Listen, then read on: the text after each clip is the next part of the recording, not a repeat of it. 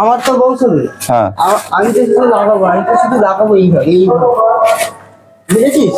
হ্যাঁ আর আমি তো শুধু এইভাবে লাগাবো আর মারতে মারতে যদি আবার গম লাগে। এ ভাই তোর সাথে একটু খুব দরকারি কথা ছিল, জানিস তো, খুব দরকারি একটু কথা ছিল তোর সাথে। এই গান মেরেছে, পাগলা চোদা চলে এসছে। কি হয়েছে বল বল বল, কি হয়েছে? ভাই একটা সমস্যায় পড়ে গেছি, বুঝলি? কি করি বল দেখি, বুঝতে পারছি না কি করি বলতে, আমি বুঝতেই পারছি না। কি হয়েছে বল? এই সামনে আমার বিয়ে, বুঝলি?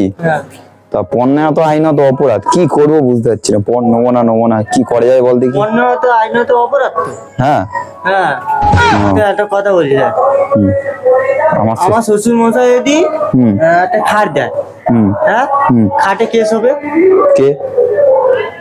হ্যাঁ আমার তো বংশ, হ্যাঁ আমি তো শুধু লাগাবো এইভাবে বুঝেছিস? হ্যাঁ আর তারপর আমার শ্বশুর মশাই যদি আবার এসি দেয়, হ্যাঁ এসিতে কে হাওয়া খাবে? কে? হ্যাঁ কে? ওনার মেয়েতেই হাওয়া খাবে। হ্যাঁ হ্যাঁ আমি তো শুধু এইভাবে লাগাবো আর মারতে মারতে যদি আবার গম লাগে, শোন ভালো কথা, মারতে মারতে যদি গম লাগে আর শ্বশুর মশাই দেখা গেলো আরেকটা ফ্রিজ দিল, হ্যাঁ ফ্রিজের জলটা কে খাবে? কে? হ্যাঁ কে? আমার বউ খাবে। হ্যাঁ ওনার মেয়ে খাবে। এবার কি হবে? আমি তো এইভাবে লাগাবো লাগাবো আর দেখা গেলো লাগাতে ওর শরীর খারাপ হলো।